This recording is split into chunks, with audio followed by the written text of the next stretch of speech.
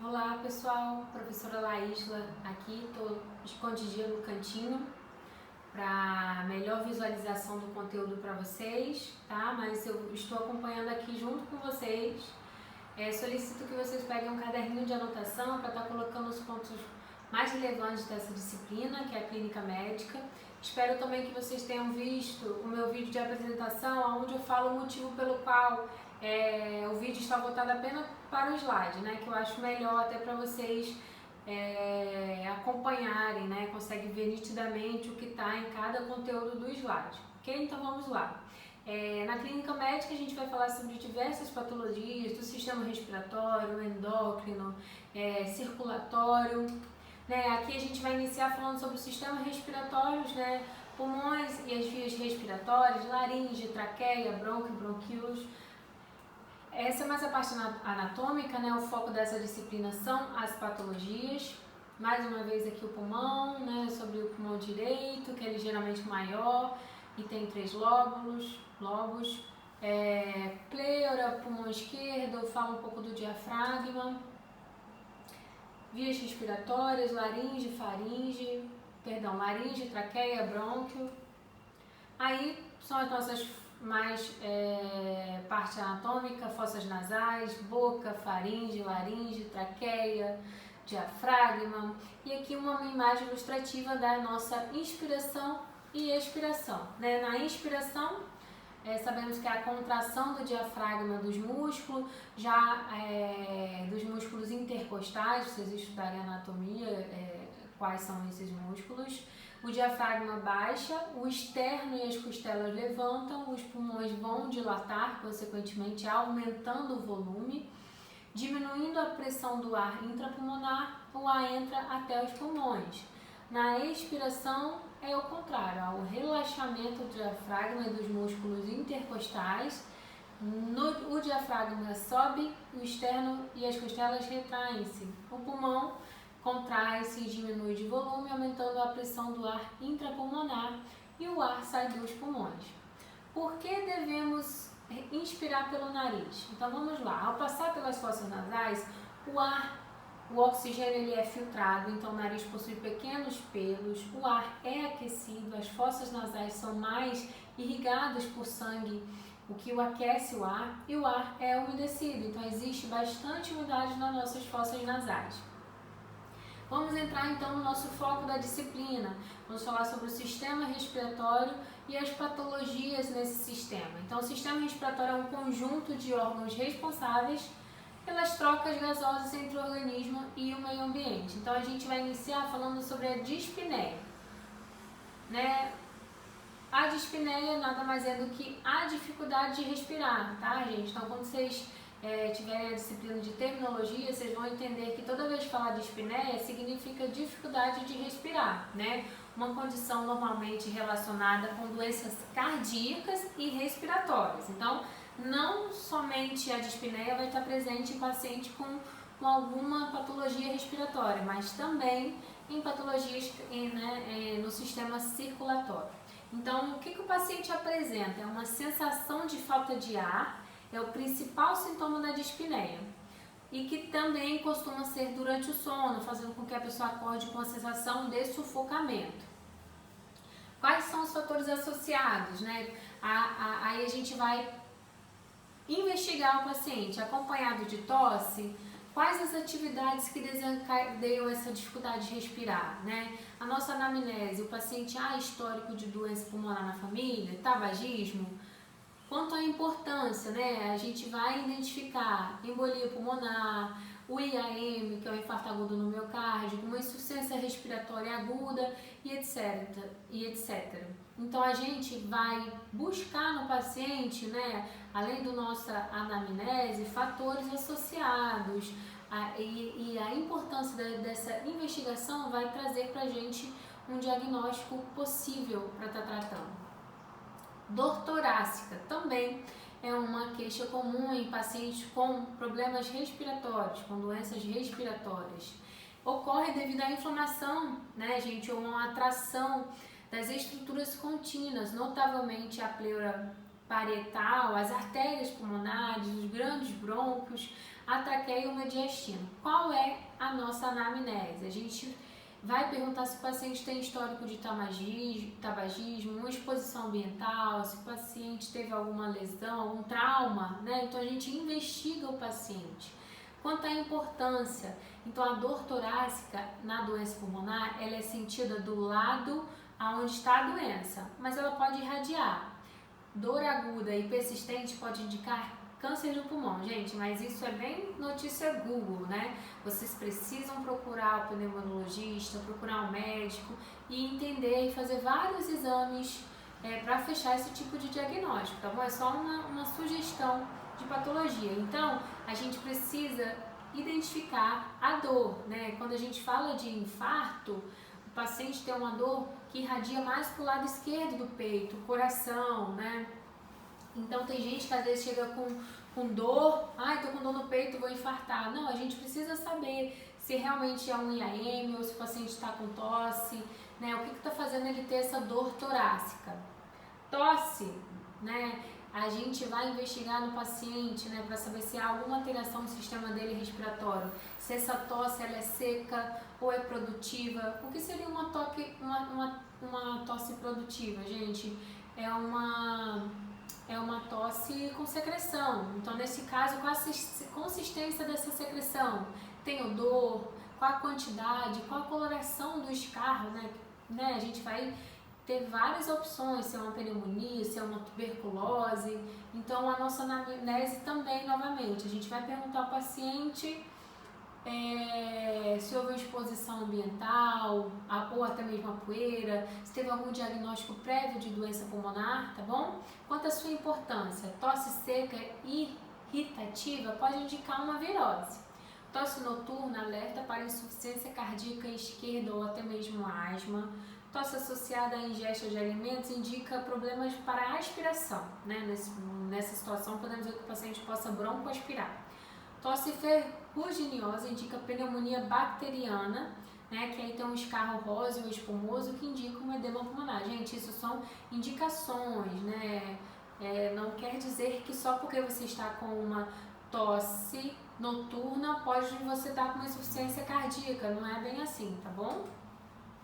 Quais são os exames laboratoriais para a gente verificar algum tipo de alteração respiratória? A gente tem a gasometria arterial, é coletada diretamente da artéria, seja femoral, braquial, radial, onde a gente consegue visualizar a oxigenação no sangue, né? Se a gente está com acidose ou não, enfim. Exame de um escarro, que também a gente visualiza se há algum tipo de bacilo, né? Um bacilo, se o paciente está com algum tipo de tuberculose, enfim, vai, né, investigar. Análise do líquido pleural, raio-x, tomografia, ressonância magnética, angiografia e biópsia do pulmão. São os exames laboratoriais que em determinada patologia devem ser realizados. Novamente uma figura anatômica onde, né, mostra todo o nosso sistema respiratório. E de fato a gente vai entrar nas afecções do sistema respiratório. Anteriormente a gente estava falando sobre os sinais e sintomas de um paciente que possa estar mostrando alteração respiratória, né? Agora a gente vai falar das patologias em si. Então a gente tem a insuficiência respiratória.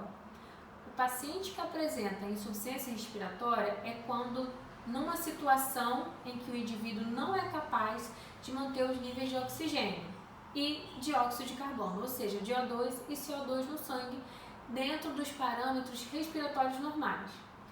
Quais são as manifestações clínicas, gente? A falência da oxigenação, o paciente tem uma taquipneia. O que seria taquipneia? Aumento da frequência respiratória, aumento de 25 batimentos por minuto, seguida de uma bradipneia. Novamente, uma nova terminologia. Se taquipneia quer falar um aumento da respiração, a bradipneia é a diminuição dessa respiração, né? E o indivíduo não consegue fazer a compensação mais, ok? Uso dos músculos acessórios, uma agitação, novamente a dispneia, confusão, perda da consciência, sonolência, cefaleia. Qual o tratamento para o paciente com insuficiência respiratória? Oxigenoterapia para corrigir a hipoxemia, broncodilatadores, hidrocortisona, ventilação mecânica se for a situação, né, do paciente desenvolver uma síndrome respiratória aguda grave, diuréticos para congestão pulmonar, paciente com edema agudo de pulmão também pode estar fazendo diuréticos. Oxigenoterapia, né, que a gente falou, quando a gente fala de oxigenoterapia, gente, é o paciente que vai ser ofertado oxigênio para ele puro, com um cateter de O2, nebulização, macronebulização, tudo que for reconfortante para o sistema respiratório dele. Nossas intervenções: administrar oxigênio imediatamente, colocar no leito em posição de Fowler, tá? Monitorar FR, a frequência respiratória, PA, pressão arterial e pulso. Administrar medicamentos broncodilatadores quando prescritos. Solicitar coleta de sangue arterial, observar a cianose das extremidades. Gente, quando a gente fala de cianose das extremidades, são dedos das mãos e dos pés roxos, tá bom? Que mostra que está tendo uma insuficiência respiratória. Comunicar se aumentar a letargia, né? Então a gente vai avaliar a escala de coma de Glasgow e se conseguir tossir ou expectorar ou se não colaborar com a terapia, o paciente evolui para uma intubação orotraqueal.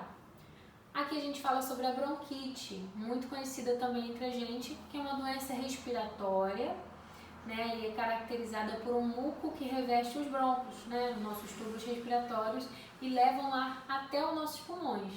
Por conta dessa secreção, o bronco acaba inflamando, né, e diminuindo cada vez mais o espaço pelo ar, dificultando, né, o paciente apresentando falta de ar, causa ataques de tosse, né, pode apresentar muco ou não, então pode ficar secretivo ou não.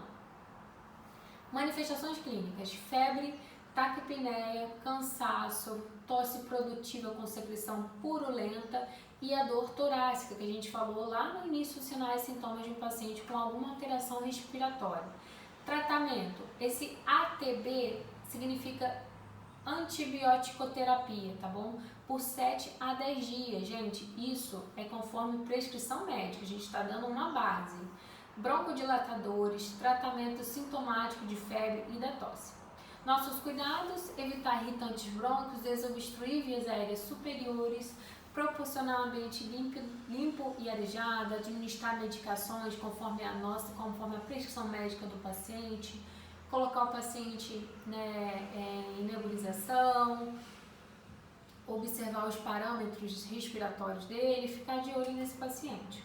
Tem aí a anatomia, né, o nosso bronco normal, com bronquite por causa da infecção, obstruir a passagem e secreção. Pneumonia, né, também muito conhecida, é um processo também inflamatório que envolve nossas vias aéreas. Tá? A pneumonia pode ser dividida em 3 grupos. A gente tem a comunitária, que é causada por vários organismos. Temos a hospitalar, que é causada pelos bacilos gram-negativos e estafilococos. E tem a pneumonia na pessoa imunocomprometida. Então, pessoas com mais de 65 anos têm índice de mortalidade elevado, mesmo que recebam a autoterapia adequada. Até mesmo pela condição clínica, né? Pela idade, enfim. Quais são as manifestações, quais são os sinais e sintomas que o paciente apresenta referente a uma pneumonia? Então, vamos lá. Início súbito, né, tem calafrios, febre de elevação rápida, então o paciente tem de 39 a 40 graus, podendo até ter uma hiperpirexia, um aumento dessa pressão, dessa temperatura acima de 40 graus. Tem ali a dor torácica, agravada pela tosse e respiração, então ele sente dor porque ele tem tosse repetidamente, uma respiração com dificuldade. Pulso filiforme, taquipneia acompanhado de roncos respiratórios, batimentos de asas de nariz e uso dos músculos acessórios da respiração. Tratamento: ATB, antibiótico terapia e oxigenoterapia. Nossos cuidados: verificar se a febre é resistente e retorna. O corpo deve estar mostrando muitas vezes que está indicando resistência a esse antibiótico, ofertar oxigenoterapia, observar a presença de cianose, obter amostra de descarro, posição de Fowler ereta para o pulmão, para que o pulmão possa se expandir mais, né, e melhore a ereção, administrar analgésicos. Então, gente, nossas intervenções com pacientes com problemas respiratórios, seja pneumonia, bronquite, insuficiência respiratória, se vocês observarem no decorrer da aula, é praticamente os mesmos cuidados, né? Porque a gente está tratando um sistema, então acaba a gente, né, tendo esses mesmos cuidados. Aí segue a imagem, por isso que eu gosto que vocês tenham o foco diretamente no slide, né? Porque vocês conseguem acompanhar. Eu estou aqui no cantinho, vocês só não conseguem me ver, mas se eu estivesse aparecendo, vocês não estarem observando esse slide com qualidade, né? Muitos aí eu sei que não conseguem ter acesso ao computador, às vezes é só pelo telefone, então não tem como acompanhar ao mesmo tempo com o slide e no computador. Então, assim fica bem mais claro para vocês. Então, ali é um pulmão normal e um pulmão com pneumonia. Então, vocês conseguem observar a parte esbranquiçada tomada pela a base do pulmão do lado direito do paciente. Aqui nós temos um exercitando dessa disciplina, tá? Aí, esse é o slide em que eu dou aula em sala de aula. Então, nesse slide eu falo para formar grupos de no máximo 5 pessoas e escolher uma doença respiratória. Para vocês em casa, o que eu oriento? Escolha a patologia que vocês quiserem, pesquisem, estudem sobre ela, gripe H1N1, a gente está num momento em que está tendo uma pandemia do Covid-19, então busquem orientações, estudem, deixo aqui novamente e reafirmo, estou à disposição para qualquer tipo de dúvida, tá bom? Podem me procurar. Estaremos voltando no próximo vídeo com outro tipo de sistema e no decorrer do conteúdo a gente vai finalizando aí a matéria de clínica médica. Beijo pessoal, até!